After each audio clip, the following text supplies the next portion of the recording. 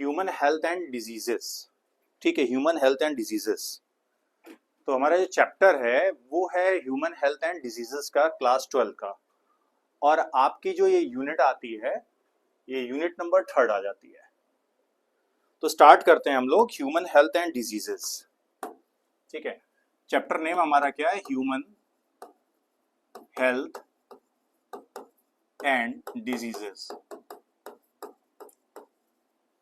देखिए, एकदम फंडामेंटल चीजें हम लोग अभी पढ़ेंगे, बेसिक चीजों को पढ़ेंगे, एकदम वेरी बेसिक चीजें कि यहाँ पे पढ़ना क्या है हमको। इस पूरे चैप्टर को आप कुल मिलाकर 3 पार्ट में डिवाइड कीजिए, है ना। हम लोग 3 पार्ट्स में इसको डिवाइड कर सकते हैं अपनी आसानी के लिए।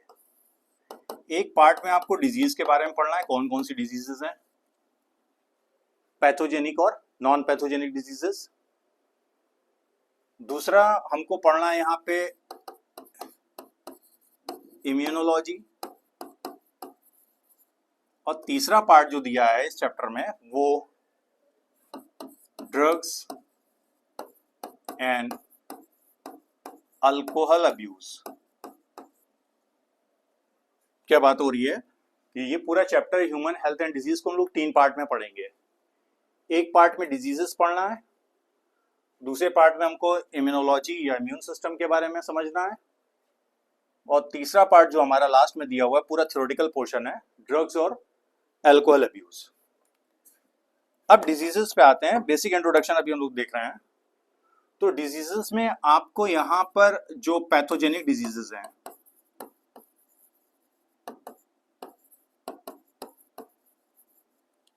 इनके बारे में पढ़ना है।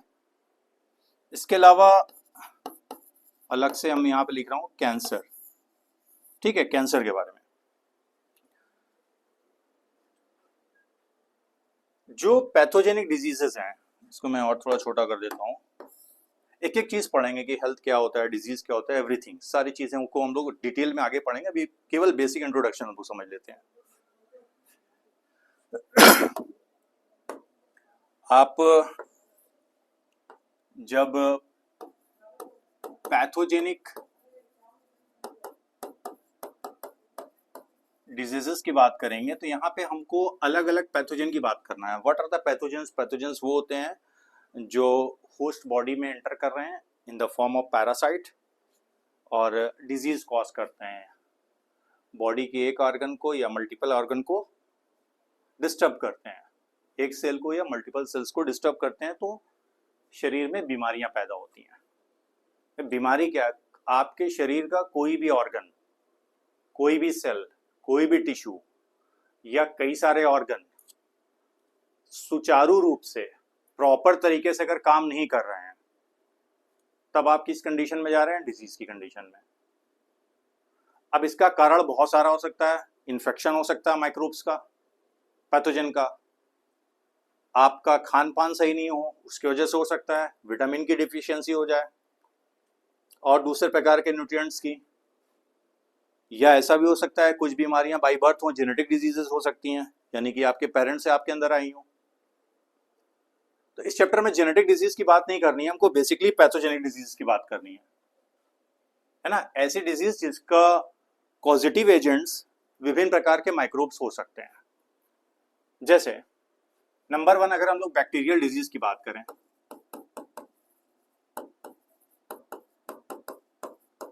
तो हैं तो बहुत सारी, बट सिलेबस में आपको 2 दी हुई हैं। एक है निमोनिया और दूसरी है टाइफॉइड फीवर।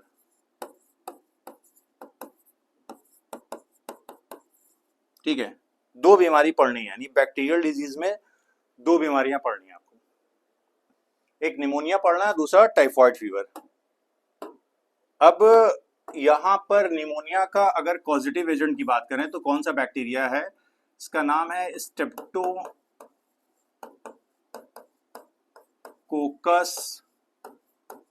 निमोनियाई और दूसरा है हीमोफिलस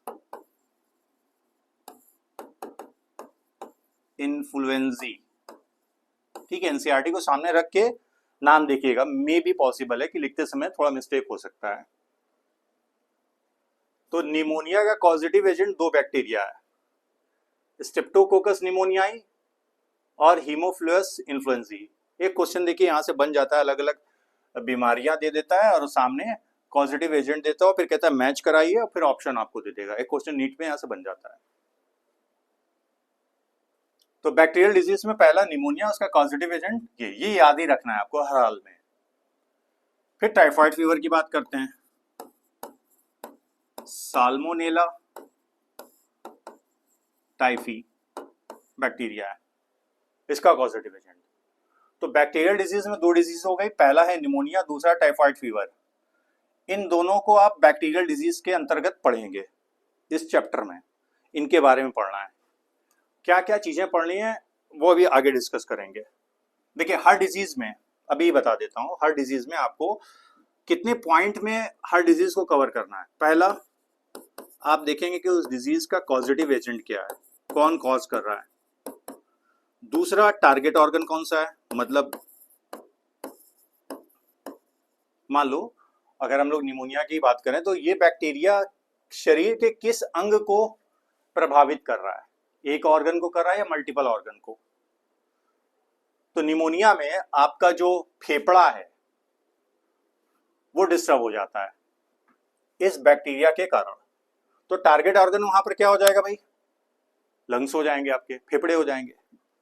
पॉजिटिव एजेंट क्या हो गया भाई, स्ट्रेप्टोकोकस निमोनियाई हो गया। तो दो पॉइंट ये हुआ। फिर उसके बाद आप आएंगे टारगेट ऑर्गन के बाद सिम्टम्स क्या है इस बीमारी के। बुखार आ रहा है तो बुखार सिम्टम हो गया, सर दर्द कर रहा है तो सर दर्द सिम्टम हो गया। तो मल्टीपल सिम्टम हो सकते हैं किसी बीमारी के, कई सारे लक्षण हो सकते हैं। उसके बाद आप देखेंगे मोड ऑफ ट्रांसमिशन। ट्रांसमिशन आप बोलिए या मोड ऑफ इन्फेक्शन, कि एक नॉर्मल व्यक्ति को, है ना, इन्फेक्शन किस प्रकार से हो रहा है, यह बैक्टीरिया उसके शरीर में किस प्रकार से पहुंच रहा है, और इसके पहुंचने के बाद उस बीमारी के लक्षण कितने जल्दी या कितने समय में आ रहे हैं, जिसे हम लोग क्या बोलेंगे, incubation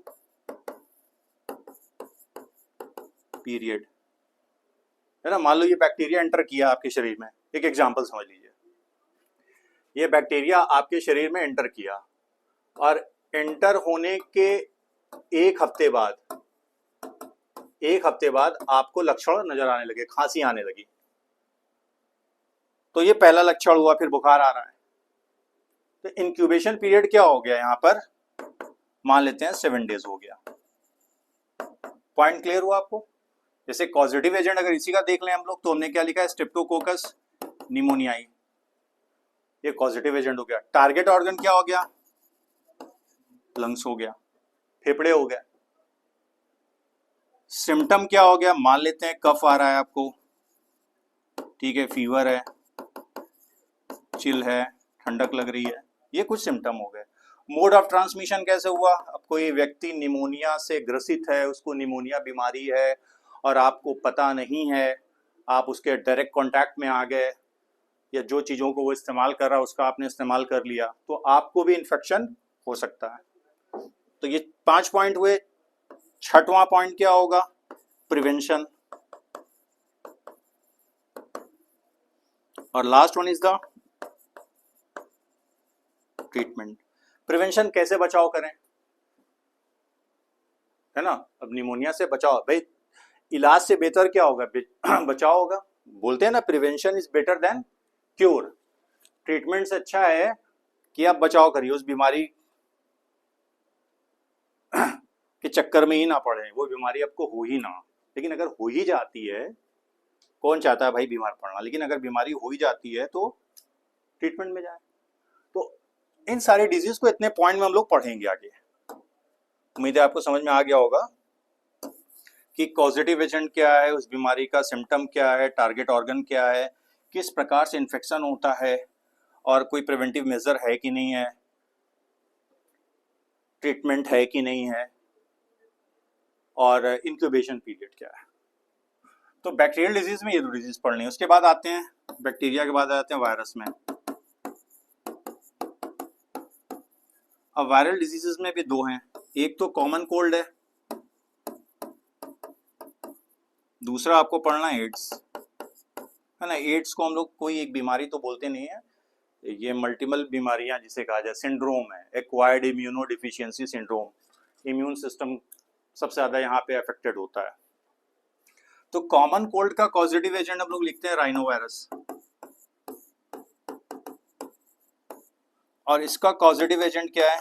HIV virus, human immuno deficiency virus. तो वायरल डिजीज में दो दी हुई हैं, जो डिटेल में पढ़ना है उसकी बात कर रहा हूं। ऐसे तो बहुत सारे डिजीज हैं, उनके कॉजेटिव एजेंट आपको तैयार रखने होंगे। इसके बाद फंगल डिजीज में आते हैं। इसमें एक ही दिया हुआ रिंगवॉर्म, ये पढ़ना है।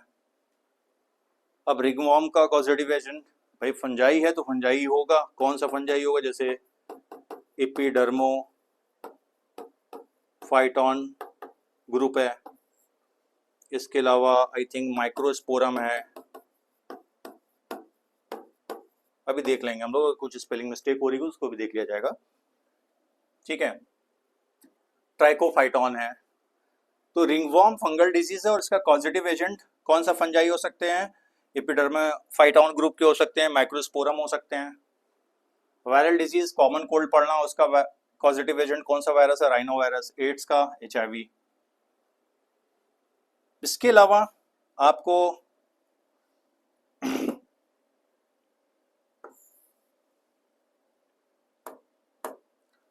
प्रोटोजोवन डिजीजेस पढ़नी है।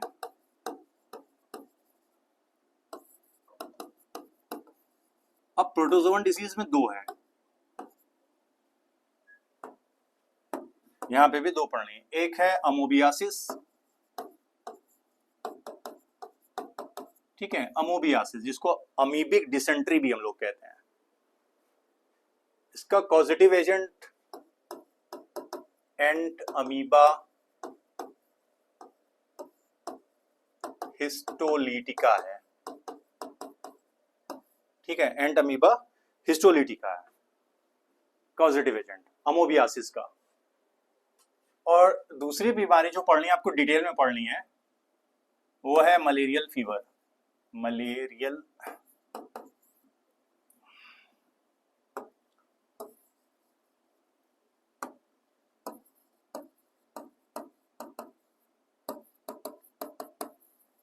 तो इसका जो कॉजेटिव एजेंट है वो है प्लाज्मोडियम, है ना। ये क्या है भाई? प्लाज्मोडियम आपका प्रोटोजोआ है। इसको आपने प्रोटिस्टा में पढ़ा था, किंगडम प्रोटिस्टा में, जो बायोलॉजिकल क्लासिफिकेशन हम लोग पढ़ रहे थे। तो ये जीनस है, इसकी अलग अलग स्पीशीज हैं। जैसे most common species Plasmodium vivax है, इसके अलावा प्लाज्मोडियम मलेरियाई है, इसके अलावा प्लाज्मोडियम फैल्सीपैरम है, फैल्सीपैरम बोलें चाहे फैल्कीपैरम, ठीक है। इससे ज्यादा खतरनाक है, ये सबसे ज्यादा खतरनाक होता है प्लाज्मोडियम फैल्कीपैरम। एक और है ओवेल, तो ये स्पीशीज दी हुई है आपके एनसीईआरटी में, शायद ओवेल ना हो। Most common is the Plasmodium vivax. अच्छा, जब आप ये पढ़ रहे हो तो यहाँ पे आपको थोड़ा ध्यान रखना पड़ेगा, इसका वेक्टर कौन है, किसके कारण फैलती है बीमारी, है ना। तो मलेरियल फीवर का जो वेक्टर है वो याद रखना है, फीमेल एनोफिलीज मस्कीटो है, ये भी ध्यान रखना है। अच्छा, ऊपर वाली भी बात, ऊपर वाले में भी है इसका, यहाँ पे मैकेनिकल कैरियर हम लोग लिख लेते हैं, मैकेनिकल कैरियर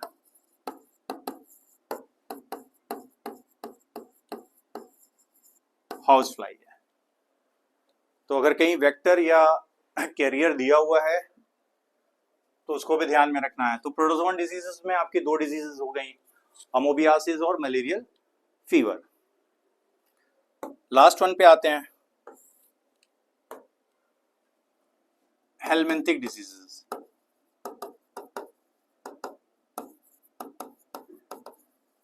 हेलमिंथिक डिजीजेस में भी दो पढ़नी है, एक आपको पढ़नी है एस्केरियासिस और दूसरी आपको पढ़नी है फाइलेरियासिस, जिसको हाथी पांव रोग भी हम लोग कहते हैं, फाइलेरियासिस है ना। इसका एक नाम और लिखते हैं एलिफेंटियासिस, ठीक है। तो एस्केरियासिस का पॉजिटिव एजेंट नाम से आपको पता है, इस बीमारी के नाम से ही जुड़ा हुआ है एस्केरिस, लुम्ब्री क्वाइड्स, ये जीनस हो गया, स्पीशीज हो गया। देखिए हर पॉजिटिव एजेंट का अगर जीनस स्पीशीज याद है तो अच्छा है। तो एस्केरियासिस जो बीमारी है हेलमिंथिक डिजीज में आएगी और इसका पॉजिटिव एजेंट एस्केरिस लुम्ब्रिक्वाइड्स होगा। हर बीमारी का पॉजिटिव एजेंट आपको तैयार रखना है इस चैप्टर से, अगर दिया हुआ है। फाइलेरियासिस, फाइलेरियल वॉर्म, ठीक है। अब यहाँ पे दो आपके स्पीशीज हैं, वुचेरिया बैनक्रॉफ्टी और दूसरा है वुचेरिया मलाई, ठीक है। वुचेरिया मलाई और वुचेरिया बैनक्रॉफ्टी, ये साइंटिफिक नेम है फाइलेरियल वॉर्म का, जिसके कारण हाथी पांव रोग होता है, जिसे हम लोग फाइलेरियासिस या एलिफेंटियासिस के नाम से जानते हैं। अगेन यहां पर भी एक वेक्टर आपको याद रखना है, फीमेल क्यूलेक्स मस्कीटो। इसके पहले मलेरियल फीवर में क्या था भाई, मलेरियल फीवर में आपका था फीमेल एनोफिलीज मस्कीटो। फाइलेरियासिस में इस फाइलेरियल वॉर्म को इंसानों तक पहुंचाने का काम, ट्रांसफर करने का काम कौन करता है, ये मच्छर करता है, फीमेल क्यूलेक्स मस्कीटो। तो तीन यहाँ पे जैसे हाउस फ्लाई आपने देखा मैकेनिकल कैरियर है। मैकेनिकल कैरियर क्या होता है उसको हम लोग आगे बात करेंगे नेक्स्ट वीडियोस में, आज ही सारी चीजें नहीं, आज तो बेसिक इंट्रोडक्शन आपको बस दे रहा हूँ। तो वापस आते हैं, एक बार फिर से जल्दी से रिवाइज कर लेते हैं। बैक्टीरियल डिजीजेस में आपको दो पढ़ने हैं, निमोनिया और टाइफॉइड, और इसके कॉजेटिव एजेंट याद रखने हैं। Then viral disease, common cold और एड्स पढ़ना है। कॉमन कोल्ड शॉर्ट में दिया हुआ है, बहुत डिटेल में नहीं पढ़ना है हमको, लेकिन एड्स डिटेल में पढ़ना है। फंगल डिजीज रिंगवॉर्म, ठीक है। फंगल डिजीज में हम लोग को कौन सा डिजीज पढ़ना है, रिंगवॉर्म के बारे में पढ़ना है। इसका कॉजेटिव एजेंट याद रखना है, एक मिनट में देख ही लेता हूँ इसका कॉजेटिव एजेंट और कौन सा है फंगल डिजीज में। देखिए अगर आपको नजर आ रहा होगा यहाँ पे, तो आप देखिए दिया हुआ है, ये दिया हुआ है Microsporum, Trichophyton, Epidermophyton are responsible for the ringworm. तो ये जीनस है जेनरा माइक्रोस्पोरम, ट्राइकोफाइटॉन और एपिडर्मोफाइटॉन, ये जीनस है। तो याद रखना है कि इसका कॉजेटिव एजेंट कौन सा है। वापस आते हैं, प्रोटोजोन डिजीज में दोबारा देखिए, रिपीट करने का मकसद ये है कि याद हो जाए। पहला काम तो यही याद कर लेना कि कितनी बीमारियां पढ़नी है, उसका पॉजिटिव एजेंट कौन है। अमोबियासिस एंट अमीबा हिस्टोलिटिका, प्रोटोजोआ है, मलेरियल फीवर, प्लाज्मोडियम, अलग अलग स्पीशीज हैं इसकी। ये जीनस हो गया, सॉरी ये जीनस हो गया, और ये क्या है, स्पीशीज है। इसका वेक्टर फीमेल एनोफिलीज मस्कीटो, यानी इसके कारण ही ये प्लाज्मोडियम इंसानों में पहुंचता है, ह्यूमंस में पहुंचता है, इसके काटने से ही। अगर फीमेल एनोफिलीज इन्फेक्टेड है, उसके अंदर प्लाज्मोडियम मौजूद है, और ये मच्छर किसी व्यक्ति को काट रहा है, तो प्लाज्मोडियम की पूरी संभावना है कि उसके शरीर में प्रवेश कर सकता है, ठीक है, उस व्यक्ति के शरीर में। अमोबियासिस का मैकेनिकल कैरियर हाउस फ्लाई है। तो हाउस फ्लाई काटती नहीं है, लेकिन गंदी जगहों पे बैठती है ना, कीचड़ पे, गोबर पे, मिट्टी पे, और फिर अगर वहाँ पे इसके सिस्ट मौजूद है, सिस्ट मतलब आप ऐसे समझ लीजिए कि इसके एग्स अगर मौजूद हैं, आसान भाषा में इन्फेक्टिव एग्स अगर मौजूद हैं एंटमीबा हिस्टोलिटिका के, तो इसके पैरों से या शरीर से चिपक जाएंगे, और जब ये मक्खी खाने पर बैठती है तो वो स्पोर्स, सिस्ट या एग आप कहिए, वो उस खाने पर ट्रांसफर हो जाएगा। उसी खाने को अगर कोई व्यक्ति खा लेता है तो शरीर में ये पहुंच जाएगा। देन हेलमिंथिक डिजीजेस में दो पढ़ने हैं आपको, एस्केरियासिस और फाइलेरियासिस। इसका कॉजेटिव एजेंट एस्केरिस है, जबकि फाइलेरियासिस का कॉजेटिव एजेंट फाइलेरियल वॉर्म है। दो स्पीशीज हैं आपको पढ़नी है, वूचेरिया बैनक्राफ्टी और वूचेरिया मलाई। इसका वेक्टर जो है फीमेल क्यूलेक्स मस्कीटो है। मैंने अभी शायद शो भी किया था आपको, आई थिंक। ये देखिए, ये बीमारी है ऊपर वाली, सब पढ़ेंगे हम लोग डिटेल में। एक स्पीशीज है वूचेरिया बैनक्राफ्टी, दूसरी स्पीशीज है वूचेरिया मलाई, जीनस सेम है। तो फ्रॉम द नेक्स्ट वीडियो, यानी अगला वीडियो जब हम लोग डिस्कस करेंगे, तो कोशिश करेंगे कि जो डिजीजेस हैं उन सारी डिजीजेस को कवर कर लें एक ही वीडियो में। हो सकता है वीडियो लंबा भी हो जाए। तो आज बेसिक इंट्रोडक्शन था, और जब ये ओवर हो जाएगा तो इम्यूनोलॉजी पे आएंगे हम लोग, और देन हम लोग ड्रग्स एंड अल्कोहल अब्यूज पढ़ेंगे। थैंक यू आज के लिए।